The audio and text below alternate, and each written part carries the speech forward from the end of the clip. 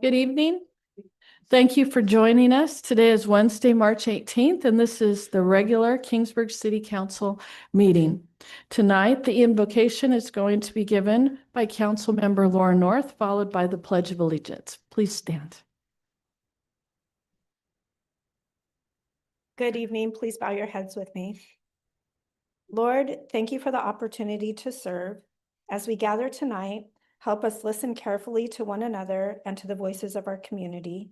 Grant us humility in our leadership and wisdom in our decisions.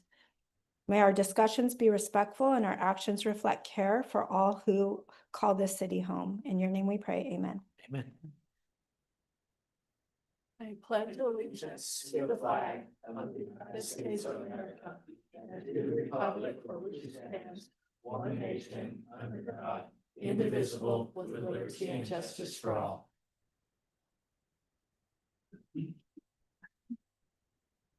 Okay. So I'd like to call this meeting to order, and Madam Clerk, can you take a roll call? Present. Here. Here. Here. Here. Our next item is to approve the agenda. Motion. Second. All those in favor? Aye. Opposed? Motion carries. Our next item is presentations and informal reports, of which we have none. Moving on to public comments, this provides an opportunity for members of the public to address the City Council on items of interest to the public within the council's jurisdiction, which are not already on the agenda this evening. It is the policy of the council not to answer questions impromptu. Speakers should limit their comments to not more than 3 minutes. For items which are on the agenda this evening, members of the public will be provided an opportunity to address the council as each item is brought up for discussion. Is there anyone here that would like to speak in public comment? Seeing none, I will close public comment. Our next item is the consent calendar. Items on the consent calendar are considered routine and include a recommended action from staff and shall be acted on in one motion of the council. If a council member requests additional information or would like to pull an item for discussion, that item shall be pulled from the consent calendar and acted upon separately. A motion to approve the consent calendar is deemed to include a motion to waive the full reading of any ordinance or resolution on the consent calendar. Tonight, we have items number 1 through 5. Would any council member like to pull an item? Would any staff or member from the public like to pull an item to be discussed? Okay, seeing none, can I get a motion? I'll make the motion. Second. All those in favor? Aye. Opposed? Motion carries. So our first item on our regular calendar is the Mid-Valley Disposal Annual Update presentation by Recycling Programs Manager Thomas Hammond and Operations Manager Alfredo Alvarez. Is this thing on? Great, perfect. Thank you, Mayor, Council, City staff for granting us an audience tonight and allowing us to come in and say hello and kind of give you guys an update. A little bit of a change in scenery. Alfredo Alvarez wasn't able to make it tonight, so I have Peter Rangel, Operations Manager for your area here, and also Rachel Patlin, our government relations. So with that, I'll just jump right into it. We can go to the next slide. No worries. It's good to see you guys. It's been about a year since I've been in council, so it's good to see a lot of familiar faces. And we had a great year in 25 here, and we really enjoy the community. But let me just jump right into this thing. So we're just going to go over a few things that the recycling department does and a little bit of tonnage that operations has. So we'll talk about some site assessments, recycle audits, some community events that we attended in 2025, the Recycler of the Year award that we present to a business for the 2025 year, a little Cal Recycle update, and then Peter will come up, talk about your fall cleanup event, let you know about your upcoming cleanup event, and then talk about some tonnages. We can go to the next one. Site assessments. So what is a site assessment? A site assessment is when a recycle coordinator goes out to a business checks the streams for contamination, and then goes into the business and educates them on what they're doing right and what they may be doing wrong, right? Because education is paramount when it comes to understanding what they need to do as far as source separating within their business. So in the year of 2025, we visited 153 commercial businesses, 79 multifamilies, and 230 residential homes. So we were really active. And yeah, it just gives a great opportunity for staff to meet business owners, answer questions, help them work through maybe back house SOPs, let them know that they're doing either a great job or what they need to work on to be compliant with SB 1383. So as much as we love to be out in the public, we rely on our operations department just as equally to let us know if they see contamination out in the field. And that's what recycling audits are. A recycling audit is when a driver sees something in the stream that they may think that is a contaminant. They'll tag that with what we call a contamination tag. That tag comes to the department, and then we go out and we educate the business on what they saw and how to be better, right? So CMAT tags or driver audits this year were 204 residential, 16 commercial, and 220 total overall. That's a great number. I mean, the business side of it, typically it's a flip-flop number. Typically, we see more business contamination than residential contamination. So businesses are doing a great job, and 204 residential tags in an entire year is a very, very small amount. So the city's just doing a fantastic job with compliance when it comes to source separating per SB 1383 regulations. We love to be a part of the community. We obviously do school presentations. I didn't include those there. I just did community events where you see us out facing the front.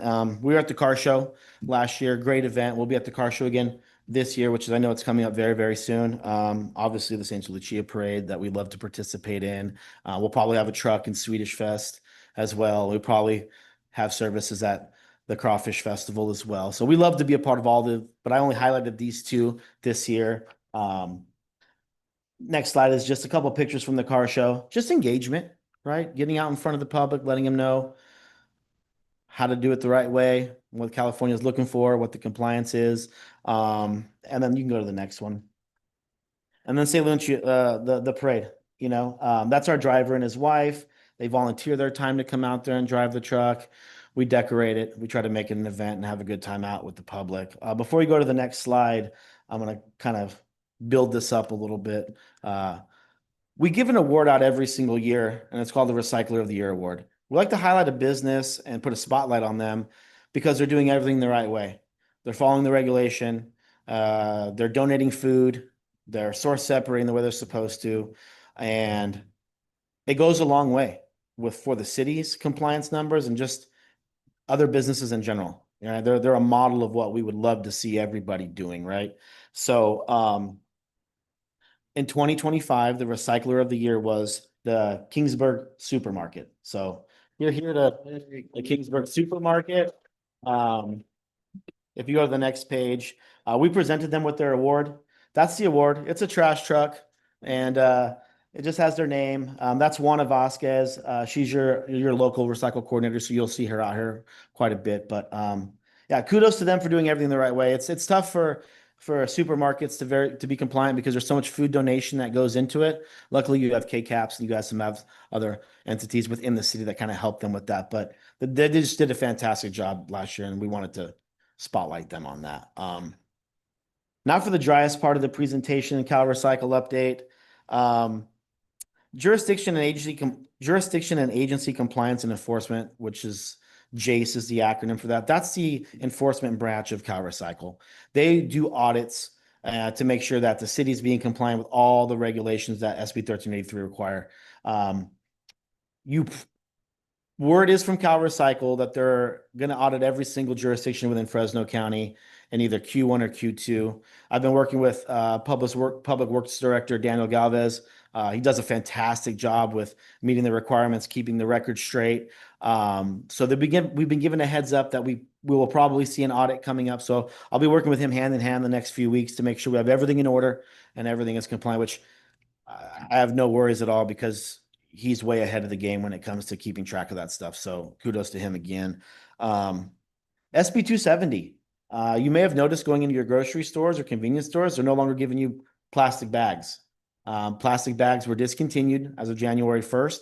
And it's a great thing for contamination numbers because, to be transparent, the number one contamination that we saw in 2025 and 2024 were plastic bags in the recycle bin. You would think because it's plastic, that's where it goes, but it's actually a mixed recycle bag and it's actually meant for refuse.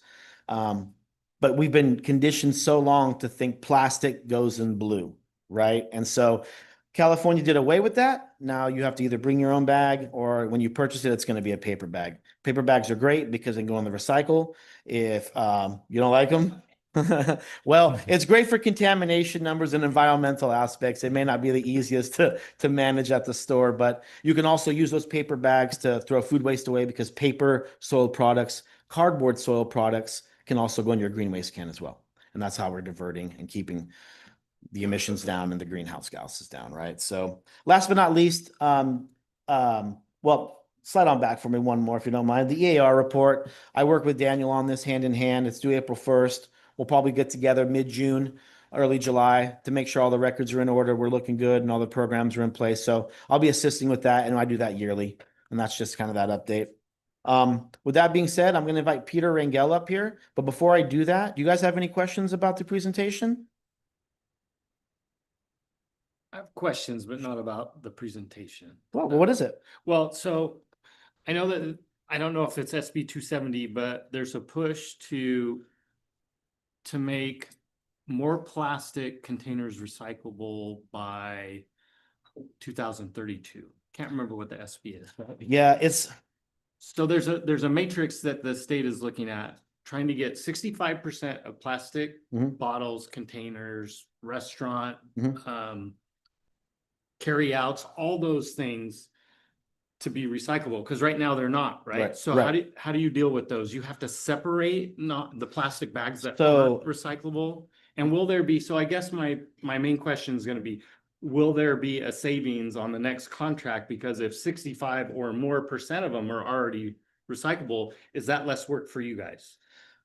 not necessarily. That bill is a producer responsibility requirement, which means whoever's manufacturing those cups, those to-go boxes, either have to make them compliant for recycle, or they have to pick them up from us and have their own way to outlet that. I think it's, I'm not sure of the bill, but it's a producer responsibility requirement. So I could go into it more, but they're going to create like a committee that oversees this. And this committee is going to divvy out money to producers to make sure that they can make it there. But again, if they don't make it recyclable material, which means we aren't going to benefit from it. We're going to actually have to separate it, and they're going to have to come pick it up from our facility to move it. So it's going to be an extra cost actually on the producer for not falling in line with the requirements that they want. Now, theoretically, if they all are producing more, I mean, there may be some increase in profitability for us. I would say I'm not in the commodities market, but it's pretty low right now. Sometimes we have to actually pay for some of the commodities to get shipped out, and we're not actually making money on them. Now that does fluctuate with time and with the economy and everything that's going on worldwide. That's the short answer I have for you. But I could definitely get you more information after the fact, and we can really dive into exactly how that looks. And I don't deal with the contracts. Unfortunately, that would be a CFO question, but that's okay. Yeah. That's okay. It's in its infancy. I mean, but it's moving pretty rapidly, and there's still quite a few unknowns from what I understand. So I just was kind of curious because it's going to impact recycling. It's supposed to improve recycling, right? But again, if the producers decide that they'd rather come out of pocket and pay for that money to get moved and it be a non-recyclable product, that is their job to get rid of that at that point. Okay. That's all I had. Okay. Thanks. Anything else? I had one question Sure. about, I don't know if it was the audits, the residential, and you said there weren't that many, but the ones that get tags. Is there some similarities? Is there something we could be trying to get the word out about that you see people doing wrong to try and? Yeah, Have us- styrofoam tends to be a number one. Everybody thinks styrofoam is recyclable. Plastic bags, again, tend to be the biggest issue. And again, a lot of it is food waste, right? SB 1383 wants you to divert your food waste into your green can now. Most homes just aren't just aren't doing that yet. And that's really the challenge. I mean, I think that the city does a great job with education. I mean, we put out an annual SB 1383 rules and regulation sheet. We give out recycle guides. Every single contamination that we get gets education. So once they get the contamination, we're reaching out with either a mailer or if it's a multiple offense account, we're going out there in person. So we're educating first. So we're trying to nip that just by education. Yeah, it's tough. It's tough, but styrofoam, plastic bags, and food waste would probably be off the top of my head the top three contaminants. And again, I think food waste is the toughest one because that's historically never been something that's been pushed. And you got to think we've been trying to recyclable material for the last 10 to 15 years, and we're still working on getting the right things in the right spot. So I think that with time, it's going to improve. With the education, it'll continue to improve.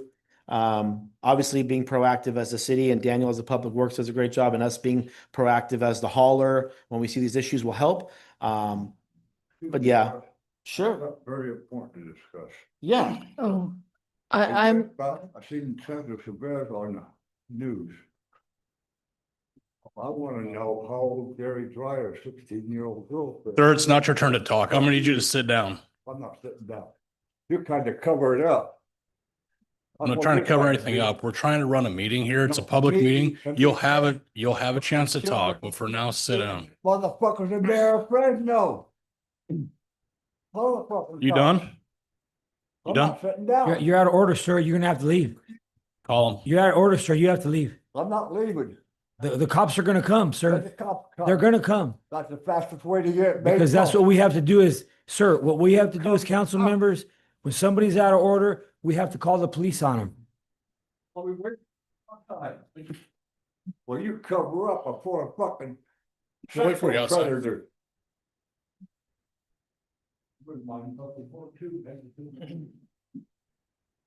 So yeah, so with that being said, Peter Rangel is going to go ahead and come up. He's going to give you the cleanup report from the fall and some tonnage reports. If you have any questions after that, I can come back up and answer those as well. But I'm here for whatever you guys need.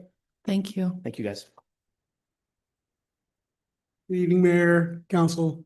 My name is Peter Rangel. Fredo Alvarez wasn't able to make it tonight. I'm the operations manager for your area here in Kingsburg. It's gonna be a tough act to follow there, so my apologies. Just want to give you a few numbers that we collected for last fall's cleanup event. We did a total of 11 loads of materials out of our facility on Avenue 392. We had a total of 526 customers. That is the total for the 3-day event that we hosted last fall. Total mattresses was 4.5 tons, tires 480 pounds, total e-waste was 90 pounds, total refuse tons was 42.67 tons, metal tons collected was 20.63 tons, total diversion rate of 38% out of the landfill that we recycled. So that's a great number for your community. We get a lot of community residents that come out to our cleanups, and we enjoy helping each and every one out there. So we assist with offloading the materials, and I see some faces here that have attended our cleanups in the past. So we're here to provide that service for you guys. We're more than happy to do that. We will be out there starting tomorrow with the 2-week event, starting Thursday, Friday, and Saturday, starting tomorrow and the following week. So we'll be out there at our facility on Avenue 392 from 6 to 2 p.m. Okay. And I just want to give you a few numbers for last year collection that we collected throughout your community, throughout the commercial industry. There was refuse, 2899 tons. Collected of refuse, 4.85 tons of recycle, 370 tons of organic waste. Total diversion of 23% came out of the landfill and was recycled out of your community for the commercial sector there. Residential, we had 37.31 tons of refuse collected, 12.29 tons of recycle, 2762 of organics, total diversion of 52% of those materials out of the landfill. That's a great number. Again, we're here to serve your community, and we're happy to do that. That concludes my presentation. If there's any questions, I can answer.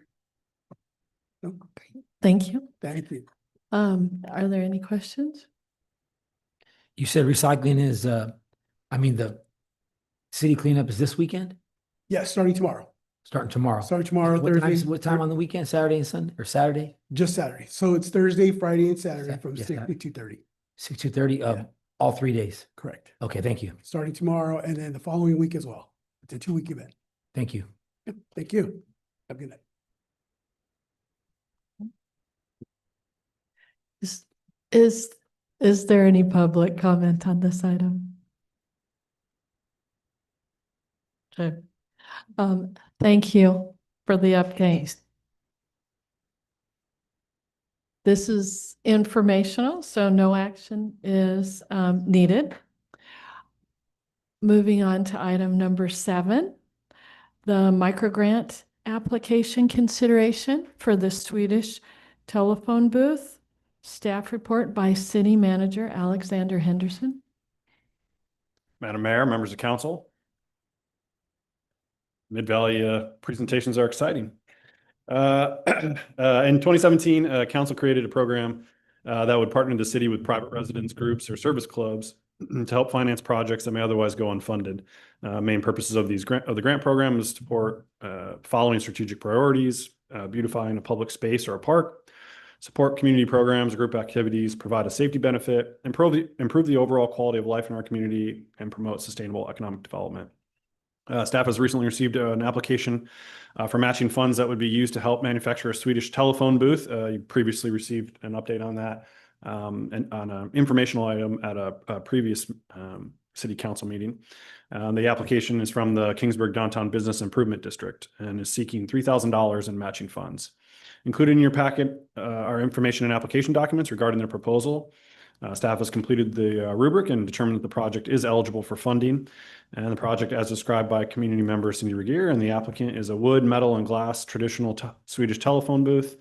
It will be located in the bump out in front of Fugazi's. I don't know, Abby, if you can show that, kind of that self-imposed photo.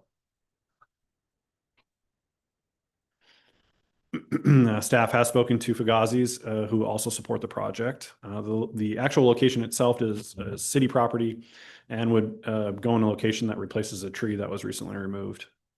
Public Works, Daniel Galvez has met and walked the location with the bid and approves of the location. Any lights in the booth will be solar powered, removing the need for electricity. So there is a breakout of project costs. The total cost for the project is actually $6,600. They have secured a private donation of $600 of that. So again, the ask this evening is for a $3,000 match. And our recommendation, staff's recommendation, is approval of the micro grant of up to $3,000 to support the manufacturing of a Swedish telephone booth to be displayed in the downtown on Draper Street, and authorization of a budget amendment to reflect this expenditure. That concludes my report, and I'm happy to answer any questions you may have. And I know there are members here from the project as well as from the Business Improvement District as well who can also answer questions. Thank you. Very good, thank you. Is there any council discussion or questions on this? I like it. Very nice. And when do we think this will be operational or up? It would really depend. Oh, okay, sorry. If you could come up.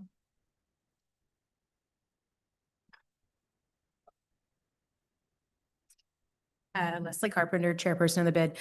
So after the funds are secured, SNS hasn't given us a complete timeline, but I know that Scott and I have spoken and he would put it to the forefront of their projects.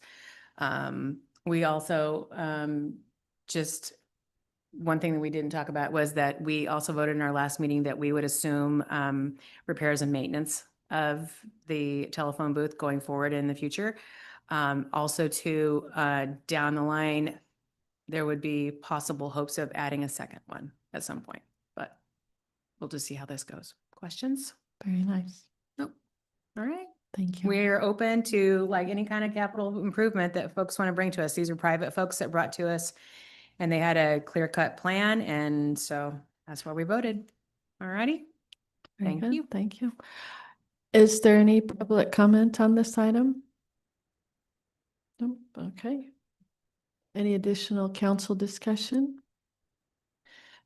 If not, the possible action on this, staff recommends approval of the microgrant up to $3,000 to support the manufacturing of a Swedish telephone booth to be displayed in the downtown on Draper Street, and authorization of a budget amendment to reflect the expenditure. Motion. Second. All those in favor? Aye. Opposed? Motion carries. Item number 8 is Swedish architectural design guidelines discussion with staff report by City Manager Alexander Henderson. Madam Mayor, members of council, as part of our regular review of new commercial development as well as certain existing facade upgrades, the city has an established architectural design review process. The process is identified in detail as part of Chapter 17.80 of the city's municipal code, included as attachment 1 of this report. A subset of that section includes specific language related to Swedish design standards. This includes the city council is empowered to adopt by resolution Swedish village design standards and guidelines, which contains specific criteria and guidelines for review of applications for new construction and exterior remodels within the level 1 and level 2 areas described in section 17.80 and in accordance with section 17.80.030. The city council may amend these standards from time to time by resolution. Abby, can you just show that map that shows the zones, please? The council last reviewed and adopted standards in 2012. That is also included as an attachment in your packet this evening.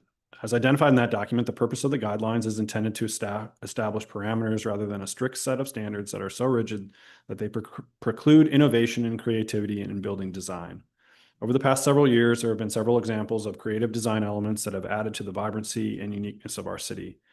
Recently, staff has encountered applicants that are seeking more clarification on what meets the standard desired for Swedish design, especially when faced with newer, more modern construction. Staff understands the importance of recognizing the city's cultural heritage and the value that the Swedish architectural design requirements provide. We also want to be proactive with regards to keeping our standards modern while also providing clear expectations to applicants. As such, the item was presented to the city's Economic Development Committee for general discussion at their February 25th, 2026 regular meeting. The EDC recommended that the item be discussed by the council with the potential to have the EDC further review the following to determine if any updates and or changes should be presented to the council for consideration. Those include examine the existing design guidelines, examine the areas identified as level 1 and level 2 intensity, as well as criteria for buildings that might be identified as a local architectural landmark. So for example, the Bank of America building is currently identified as one of those. Examine the existing application submittal and review process, and examine the current appeals process. In order to accomplish the above, the EDC may need to engage an existing contractor and or architects to understand building design challenges that might impact potential recommendations. No cost would be expended unless approved by the City Council. So our recommendation this evening is that the council provide direction to the city's Economic Development Committee to examine existing design standards and potentially provide recommendations on updates as well as review standards. There are members of the EDC here this evening, and also Councilmember Silva was part of that discussion as well. But that concludes my report, and I'm happy to answer any questions that the council may have. Thank you. Is there any council discussion or questions on this item? Okay. I'm going to open it up to public comment at this time. If anybody has any comments that they'd like to share.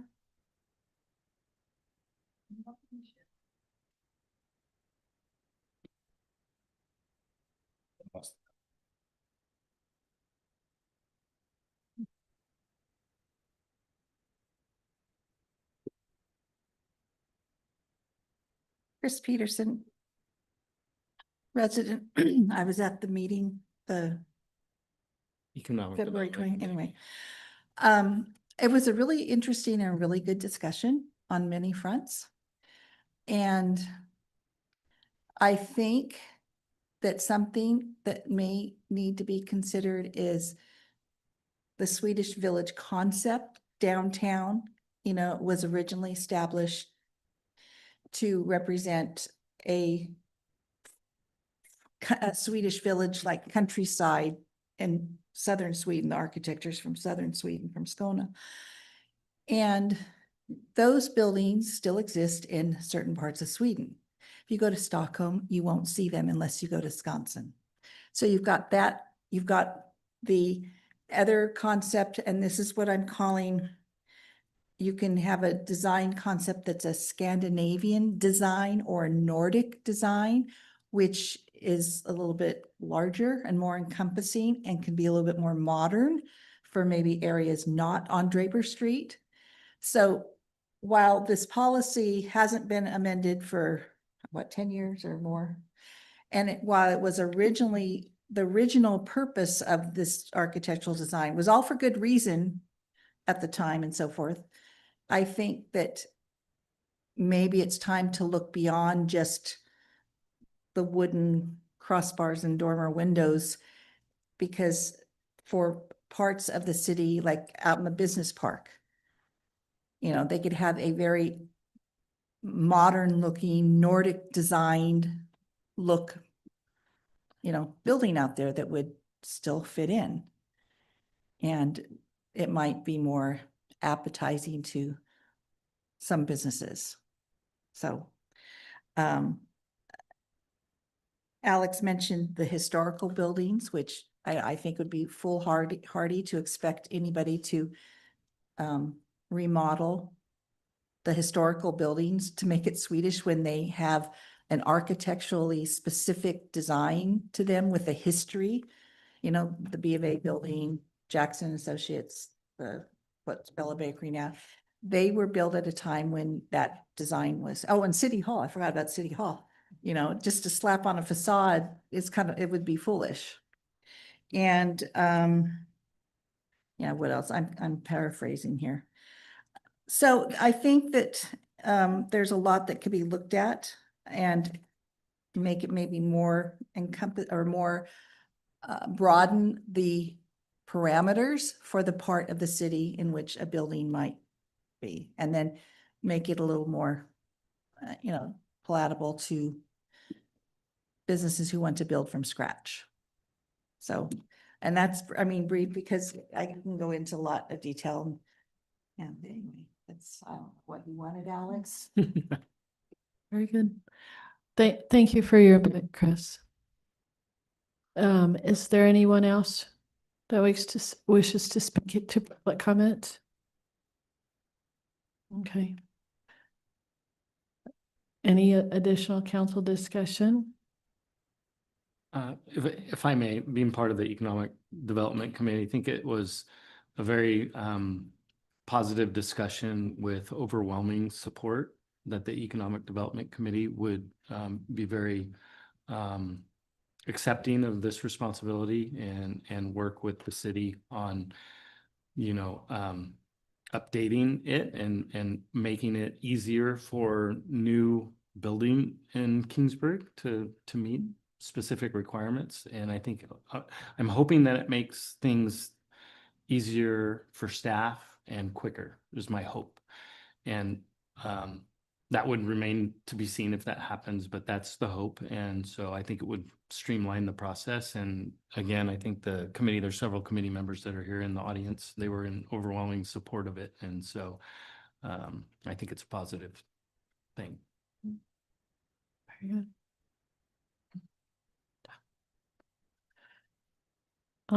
I'll make just a few comments. I do appreciate exactly what Chris was saying, and I could see that it would be beneficial. Maybe, I know we have 2 zones now, to have a few more, you know, where it is more, you know, with the different guidelines. I do like incorporating, you know, getting an outside architectural some insight, providing, you know, some clear details, you know, to put in a package, I think would be real beneficial for all of us, for the community and everybody, because I do get questions about how How is it decided? Have we gotten rid of the requirements? So it would be nice to have a package that, to put together that people could look to with pictures. Pictures help. Anyways, just my thought, but okay. Thank you. And I appreciate the committee taking this on because I think it's a good thing to be reviewing it. Okay, possible actions. So you're just looking for recommendations. Are we good with that? Yes, direction to guide, to make sure that the EDC has your approval to continue down this path. Okay. And you have enough. Okay, Consensus, yeah. very good. Thank you. Okay, item number 9, the 25-26 revenue report update, staff report by City Manager Alexander Henderson.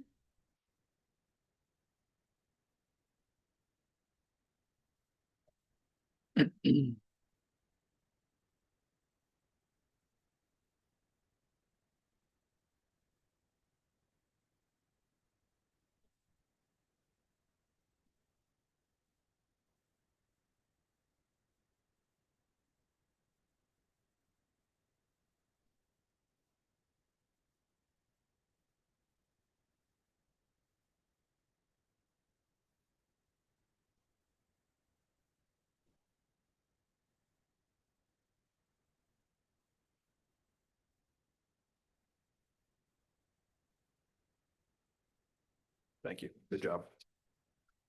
I guess I'm up again. I don't know who sets that agenda. All right. We're going to talk about first half revenue sources for fiscal year 26. Most of these are general fund related, some of our largest revenues. But I'm also going to talk about Measure E in the context of our sales tax receipts to this point. So this is just a brief overview of what was adopted as part of the fiscal year 26 general fund budget in terms of revenues. And you can kind of see there really the three biggest portions we have. Property tax and motor vehicle in lieu, which I'll talk about later, are really portions of property tax. So our property tax revenue is our largest share, the general fund, followed by sales tax, specifically the Bradley Burns sales tax, which is separate from our Measure E fund.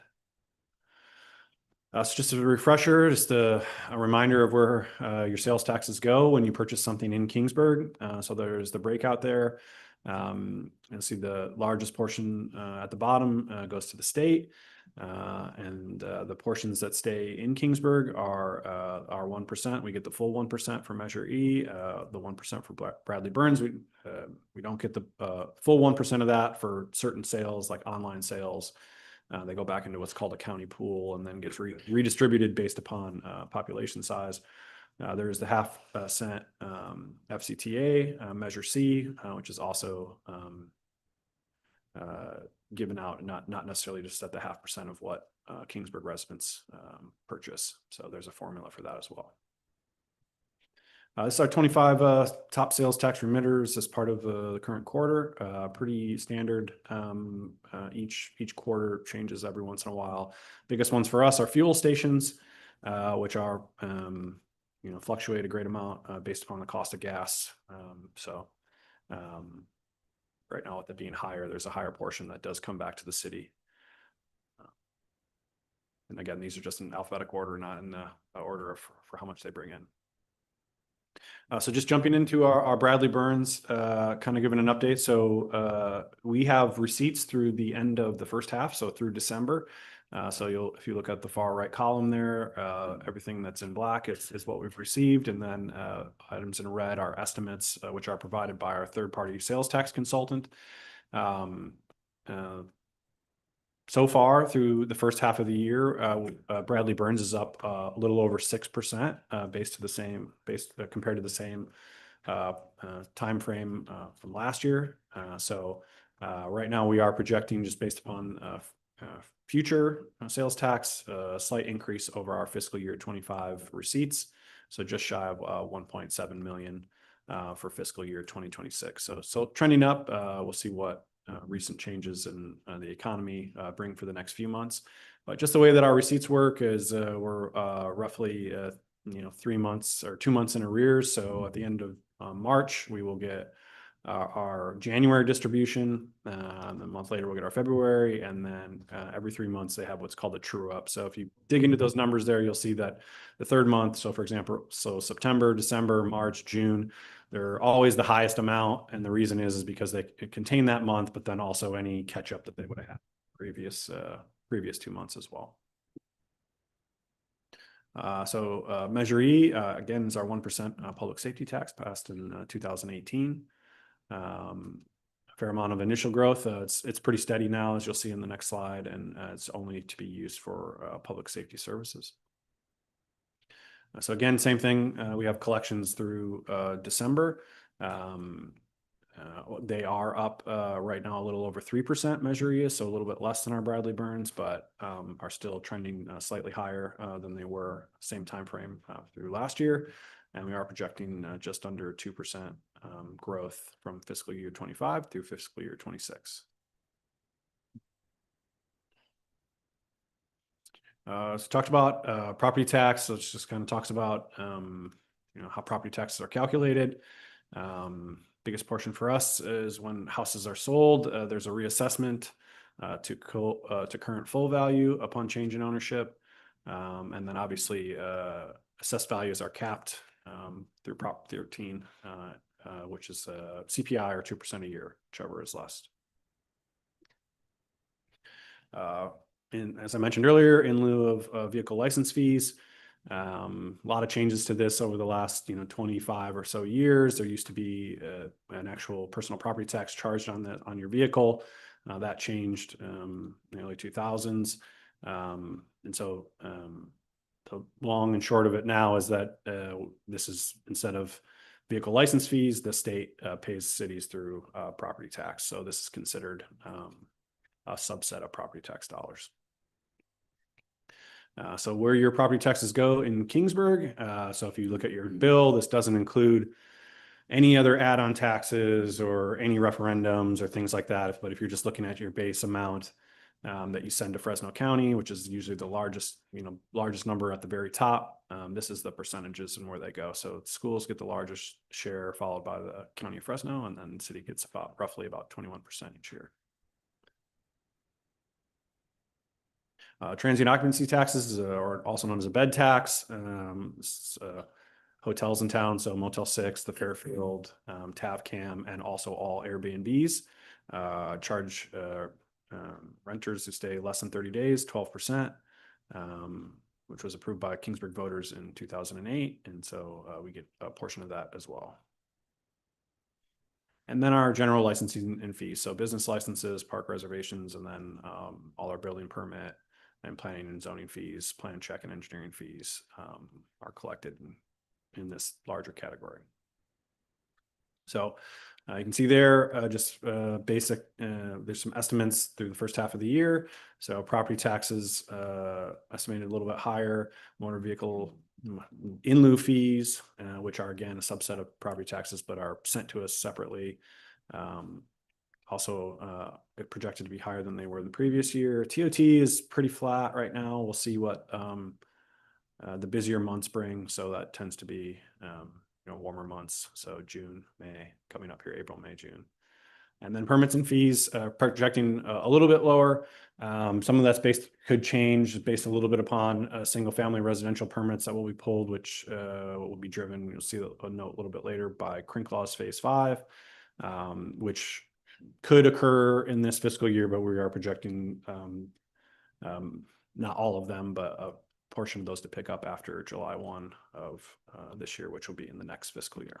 But overall, projecting a little bit higher than we were at the end of fiscal year 2025. So in line with where we anticipated when we budgeted a little over a year ago. So again, some of these things I talked about. Fuel sales remain a large portion of our Bradley Burns revenue. So if you've gotten gas recently, it's more expensive, which is painful for each of us individually, but it's out a little bit better for the city, just based upon how fuel taxes work. Again, property taxes are higher over the last 5 years due to new housing, as well as higher values when houses are sold and reassessed. And then again, I mentioned the crink loss phase 5.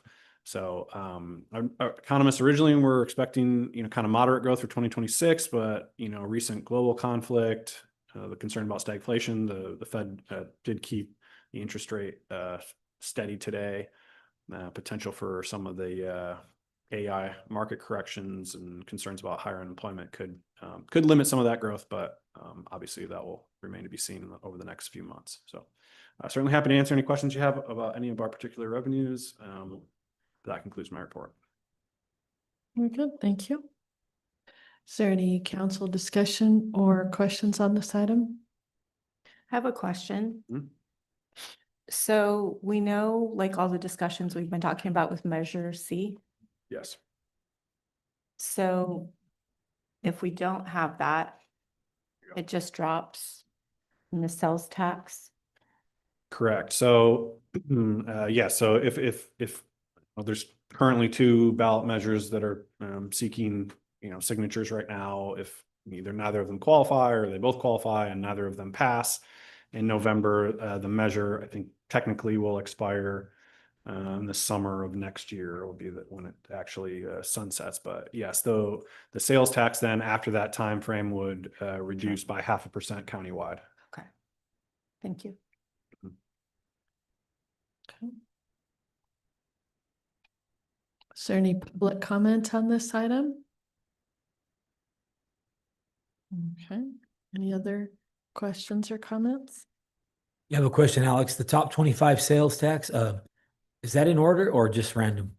It's in alphabetical order. It's not in order of how much they bring in. So state law limits what we can release publicly with regards to sales tax. Some of that information is proprietary to them, right? Those businesses don't want those numbers released. Certain staff, I'm able to see some of those. Certain staff members are able to see that just because we're reviewing it with our sales tax consultant, and we can provide information to them about new businesses that might have come in, or they may have questions about businesses that haven't paid over a period of time. But there is a non-confidential report with certain information that we can share, and this is a portion of that non-confidential report.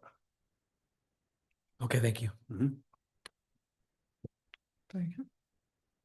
Okay, this is information only. Moving on, our next item is future agenda items, and of which we have none listed. So we'll move to the city manager's report. Just a reminder, it came up during the Mid-Valley presentation, the cleanup days are 3 days this week and then 3 days next week as well. So Thursday, Friday, Saturday, this week and next week at the Mid-Valley disposal yard, and it's free for Kingsburg residents.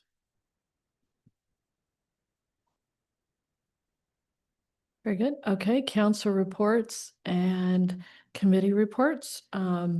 Councilmember North. I have several things to report on.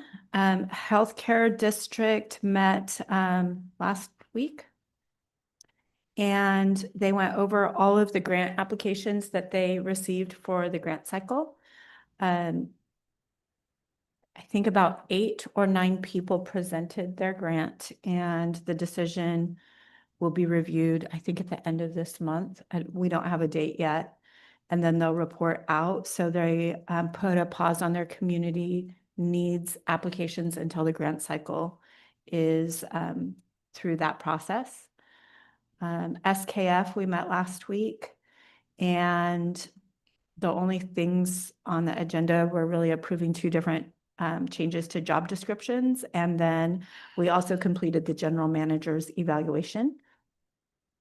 The chamber met also last week, and the different committees shared out where they're at, like for car show and for Swedish festival, and just continue those discussions. A reminder that all of the ballots are out to chamber members for the election. That will be completed on at their April 14th meeting. There were 6 people that were running for 3 spots, and now there are 5. One of the current chamber members has decided not to continue. They also have the chamber dinner, which is next Tuesday night at Ramos Torres.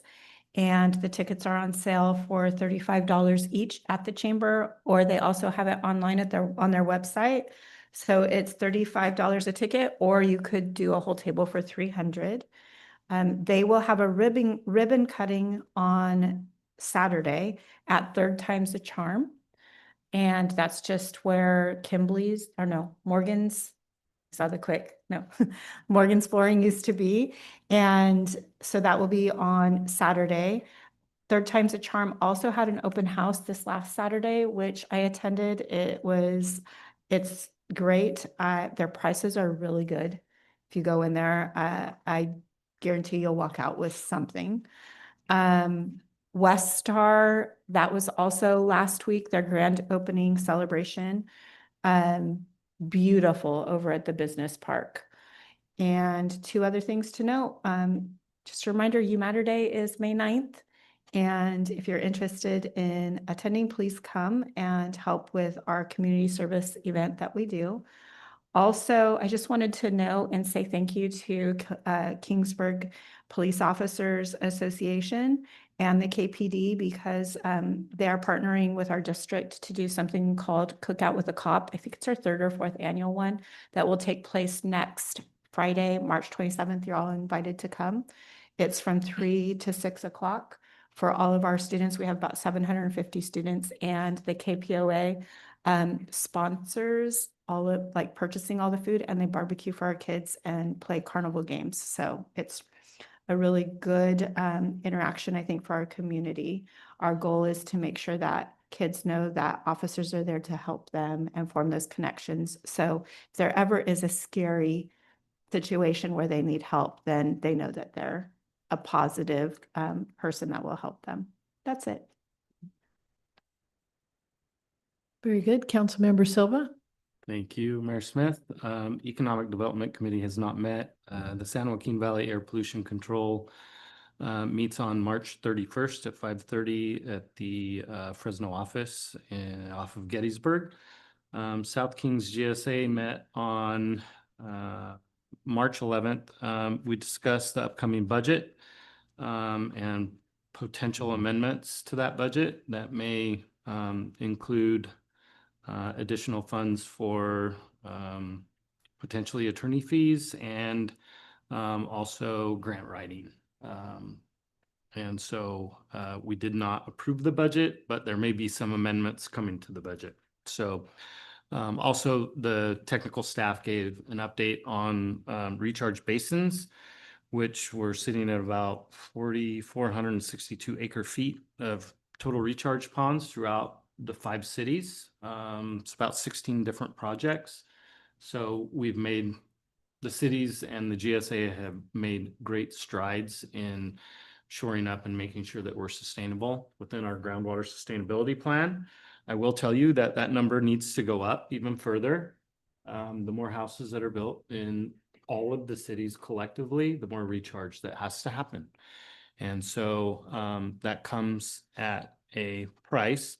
The good thing is that staff has been continuing to work with SKF, and SKF has storm basin ponds and potential for recharge. And so kudos to staff for continuing to push that forward, because that could be a substantial project. The potential for that project could be very big for us in recharge.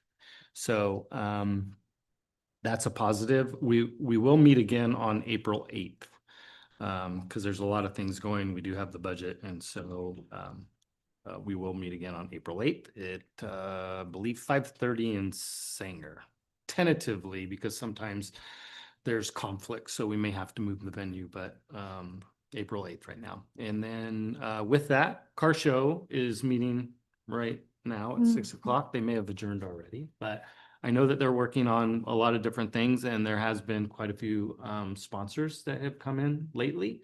and signups. So that event is looking to be amazing and coming together nicely.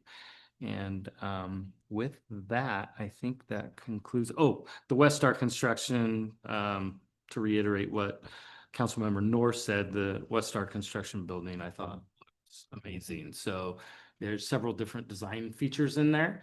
And I met with David Crinklaw, and he really wants to see that build out of the business park for more businesses. And I think he's providing a great showroom for people that can maybe that don't have vision for a building. There's different floor, different ceiling composites, just a lot of different array of design,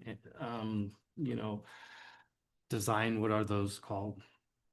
Techniques or things to put together. And so people can build a great building over there. So we're hoping that, some more businesses can come in and build businesses there. So with that, that concludes my report. Thank you. Councilmember Palomar. Public Safety Committee, we haven't met since our last meeting. We're scheduled to meet in May. Planning Commission, the meeting this month got canceled, but we'll be meeting on April the 9th. Community Service Commission, we are meeting next Wednesday night. And I also attended the West Star Construction grand opening, and it is a very beautiful building. Glad to see, that we have another business over there, and and I'm glad that Dave Crinklaw, he's willing to open it up and let people come in there, like you said, Dave, and see his building and get some vision on having more business, over there to that business park. So that's all I have. Thank you. Mayor Pro Tem Purcell. Nothing. I got nothing to report.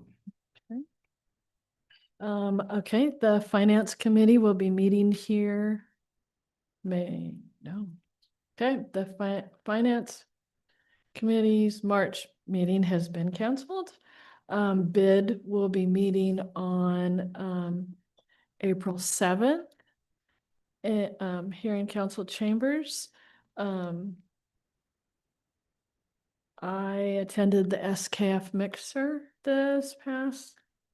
last Wednesday, and that was very nice. It was good to get together with Selma and Fowler and to tour that facility, and the West Star Open House. I attended that one, and it was very nice. Very nice to see. They've done a great job in the business park. And then, that is